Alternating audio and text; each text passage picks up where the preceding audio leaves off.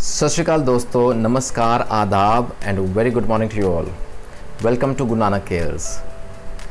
Last दोस्तों एक query I received, there was a question कह लीजिए या कन्फ्यूजन कह लीजिए। एक सज्जन हैं जिन्होंने ये क्वेश्चन पुट किया and I am very happy to receive this query, क्योंकि what he asked was there are two terms, मिलती जुलती टर्म्स हैं। एक है स्पॉन्डिलोसिस, एक है spondylitis. Are they the same? उनमें कुछ अंतर है या वो एक ही टर्म है? आज ये डाउट क्लियर करेंगे, उस क्वेरी को आंसर करेंगे। और मेरे ख्याल से हम में से काफ़ी लोग हैं जिन्हें ये डाउट रहा होगा या रहता है रिगार्डिंग सर्वाइकल स्पॉन्डिलोसिस, कह लीजिए spondylosis and cervical spondylitis. And also another thing दोस्तों, I have myself seen there are certain videos on internet, YouTube में भी है, जो कि बहुत मिसलीडिंग है, क्योंकि कहीं तो स्पॉन्डिलोसिस टर्म यूज़ हो रहा है उसी वीडियो में, कहीं स्पॉन्डिलाइटिस यूज़ हो रहा है। They are showing something different and talking of something else. I don't know why, but लेकिन okay, let us clear the basic difference. They are different terms first of all, दोनों में अंतर है, काफ़ी अंतर है। आज वो डाउट क्लियर करेंगे।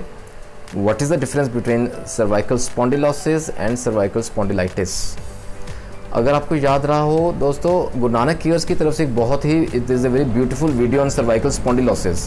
That is a very common actually disorder या डिजीज़ कह लीजिए, इसीलिए उस पर एक टॉक है, एक डिस्कशन डाली हुई है, एक वीडियो है सर्वाइकल स्पॉन्डिलोसिस पे, देख लीजिएगा। Very important video, I will put down the link. Basic जानकारी हो जाएगी उससे आपको, लेकिन in this video since I have to clear the difference, तो ये एक छोटा सा एक नोट स्पॉन्डिलोसिस के ऊपर। दोस्तों, सर्वाइकल स्पॉन्डिलोसिस या स्पॉन्डिलोसिस जिसे हम कहते हैं, that is an age related degeneration of bones. Particularly we are talking about the vertebral column, जो हमारे वर्टेब्रा हैं या बोन्स ऑफ द स्पाइन है ना। तो वहाँ जो एज रिलेटेड उम्र बीतती जाती है, उसकी वजह से जो डीजेनरेटिव चेंजेस आती हैं बोन्स में या जॉइंट्स में, जो अंदर कुशन रहता है ना वर्टेब्रल कॉलम, वर्टेब्रा आपस में जो कुशन रहता है वो घिस जाता है, बोन्स आपस में टकराती हैं, पेनफुल रहता है, स्टिफनेस हो जाती है, फ्लेक्सिबिलिटी कम हो जाती है, इसे हम स्पॉन्डिलोसिस बोलते हैं। और अगर वो सर्वाइकल रीजन या बैक ऑफ द नेक वाली रीजन में रहता है, सर्वाइकल बोन्स में रहता है, वर्टेब्रा में रहता है, तो उसे हम सर्वाइकल स्पॉन्डिलोसिस बोलते हैं। जबकि spondylitis is something different. Actually the term is ankylosing spondylitis, AS जिसे हम बोलते हैं।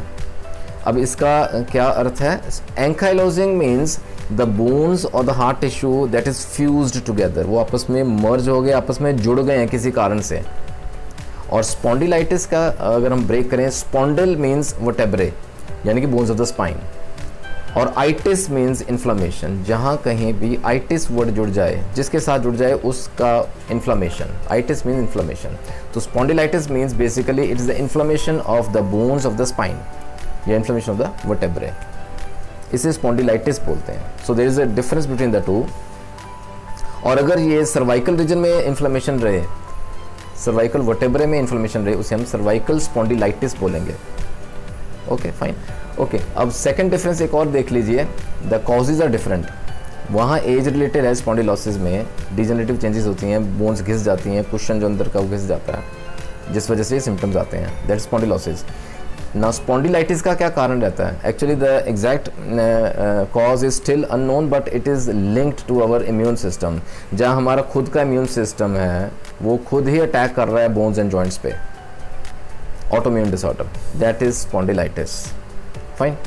Secondly, since that is spondylosis जो है एज रिलेटेड है ना, तो वो एल्डरली पीपल में ज़्यादा पाया गया है, 60 ईयर्स एंड बियॉन्ड। जैसे उम्र बढ़ती जाती है वैसे वैसे स्पॉन्डिलोसिस के केसेस आ जाते हैं। And thirdly, they are very common. उम्र सबकी बढ़नी है तो सब में ऑलमोस्ट के केस आते हैं स्पॉन्डिलोसिस के। Spondylitis on the other hand, it is rare. First of all, just 1% around of the population suffers from spondylitis.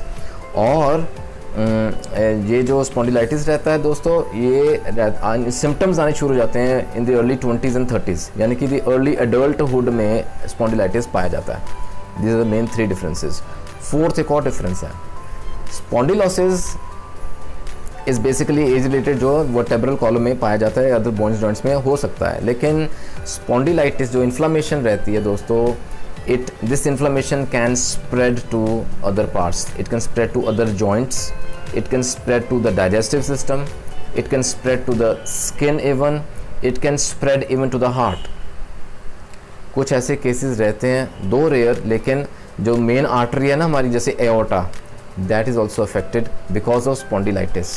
अगर स्पॉन्डिलाइटिस को हमने मैनेज नहीं किया, उसको क्योर नहीं किया, उसकी दवा नहीं ली टाइम पे. So I think with this discussion the differences between spondylosis and spondylitis must be quite clear by now. अब अंतर क्लियर होना चाहिए. आइए दोस्तों सिम्टम्स देखें.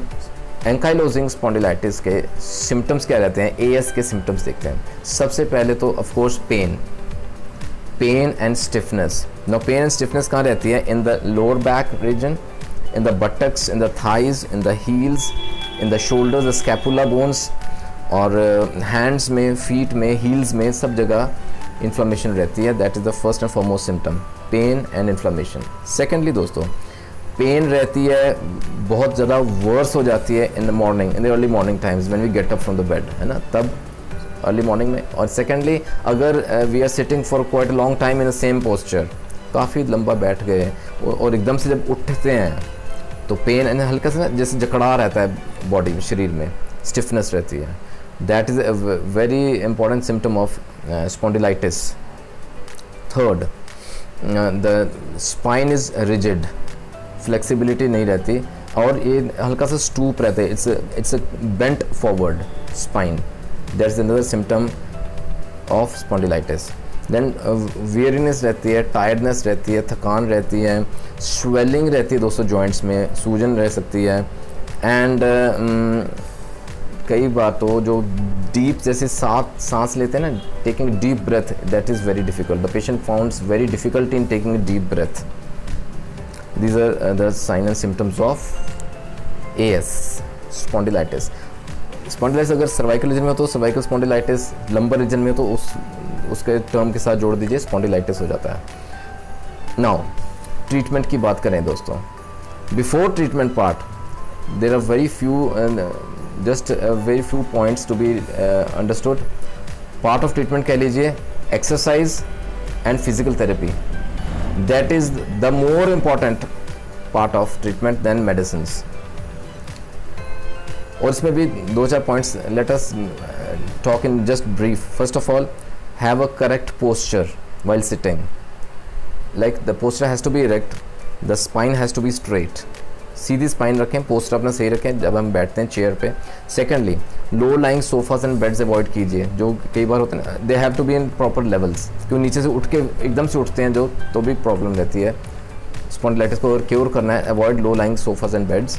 Thirdly, don't sit for long, keep on changing your posture. Position change करते रहिए, उठते रहिए, घूमते रहिए, चलते रहिए. Don't sit in the same posture for long time. Then the bedding, the mattress has to be a medium size, और ज़्यादा सॉफ्ट नहीं चाहिए, ज़्यादा हार्ड नहीं चाहिए, with minimum number of pillows. सिरहाना जो तकिया जो बोलते हैं वो भी बिल्कुल पतला होना चाहिए. Then daily exercise and stretching, very very important, क्योंकि स्टिफनेस रह जाती है, रिजिडिटी रह जाती है स्पाइन. हल्की सी ना, जितनी comfortably without exerting yourself, stretching exercise जरूर कीजिए, योगा कीजिए, आसन कीजिए. हल्की फुल्की exercise has to be a very important part of this treatment.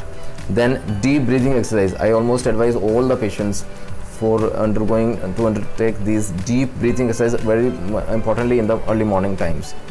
Deep सांस लेना है, एक तरह से लेना है, अनुलोम विलोम कह लीजिए, और रख के फिर उसको exhale कीजिए. Then have warm baths, they will be very soothing. गुनगुने पानी से अगर हम नहाएं तो. Then have a healthy diet, very important again. Healthy diet that should consist of fruits, veggies, milk and proteins. It has to be balanced diet, proper diet लीजिए.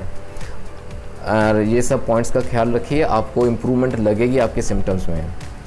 आइए देखते हैं होम्योपैथी हमारी कहाँ मदद करती है. No, this is a very difficult, the symptoms manage करना बहुत डिफ़िकल्ट रहता है, इसीलिए but we are truly blessed with homeopathy. बहुत बेहतरीन और कारगर दवाएं आती हैं हमारी मदद के लिए. आइए दोस्तों देखते हैं एंकाइलोजिंग स्पॉन्डिलाइटिस की सबसे बेहतरीन, सबसे महत्वपूर्ण, very important medicine.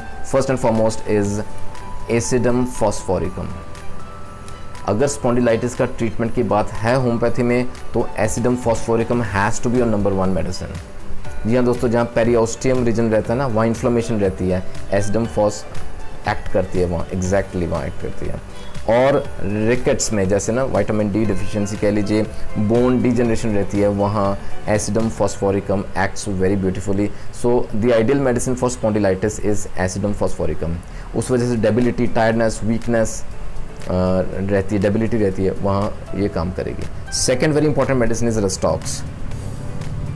Early morning stiffness, body में जकड़ा रहना, काफ़ी देर बैठे, लॉन्ग सिटिंग आवर्स के बाद उठना तो एकदम से पेन होनी शुरू हो जानी। So all these symptoms straight away refer to rhus tox. Rhus tox बहुत बेहतरीन role in spondylitis. Third very important medicine is kalmia. दोस्तों, जहाँ न्यूरैल्जिया रहता है ना, जहाँ नर्व पेन रहता है और जहाँ पेन्स शूट डाउनवर्ड्स, जैसे हिप से लेके नीज तक जाते हैं, वहाँ कैल्मिया काम करेगी। जहाँ नंबनेस रहती है, सुन्नपन रहता है, हम कहते हैं ना एक्सट्रीमिटीज़ जैसे बाजू, limbs get numb, kalmia has a beautiful role to play. Because of inflammation of the vertebrae, जो नर्व्स पास होती हैं ना स्पाइन में से, तो वहाँ कहीं ना कहीं कंप्रेशन हो जाता है, nerve compression. Kalmia acts beautifully there. Then next very important medicine is cimicifuga. दोस्तों, सिमिसिफ्यूगा में भी स्टिफनेस रहती है, कॉन्ट्रैक्शन रहता है in the neck and the back, and the pain in the lumbar and the sacral region, exactly वहाँ काम करते हैं cimicifuga. Guaiacum is our next medicine. Guaiacum भी दोस्तों शियाटिका में काम करती है, लंबर रीजन पेन रहते हैं, लंबैगो कहते हैं, वहाँ पे अगर रहे तो वहाँ ग्वाइकम बहुत अच्छा रोल अदा करती है। इमूवेबल जॉइंट्स रहते हैं, स्टिफनेस रहती है स्पाइन में। वेरी इंपॉर्टेंट सिम्टम इज़ दोस्तों, जो अफेक्टेड लिम्स है ना, वहाँ से सेक निकलता है, heat in the affected parts, guaiacum. Next very important medicine is kali carb. Kali carbonicum, दोस्तों कैलियम कार्बोनिकम, वहाँ जहाँ शार्प एंड बहुत कटिंग पेन्स रहती हैं, और जैसे from hip to knee, limbs go to sleep very easily, that is very common symptom. Patients आके बोलते हैं कि हाथ पाँव जैसे ना पूरी लात सुन्न हो गई, नंब हो गई है, सो गई है जैसे कि। Kali carb is the drug of choice. दोस्तों, और भी symptomatically we have got numerous medicines, लेकिन टॉप की ये 5-6 दवाएं का जिक्र किया है। I hope you'll find the information quite useful. जहाँ ज़रूरत समझें, you can use this medicines, of course under medical supervision. अपना ख्याल रखें दोस्तों, take care of your health. आपके मन में कोई डाउट है, कोई क्वेरी है, you can always comment, you can always WhatsApp में मेल भी कर सकते हैं आप @gunanakcares@gmail.com। We can take up that query of yours in a separate video. आपका खुद का चैनल है, बने रहें गुरु नानक केयर्स के साथ, आपको कहीं और जाने की ज़रूरत नहीं पड़ेगी। दोस्तों, till the next video we meet, take care of your health and God bless.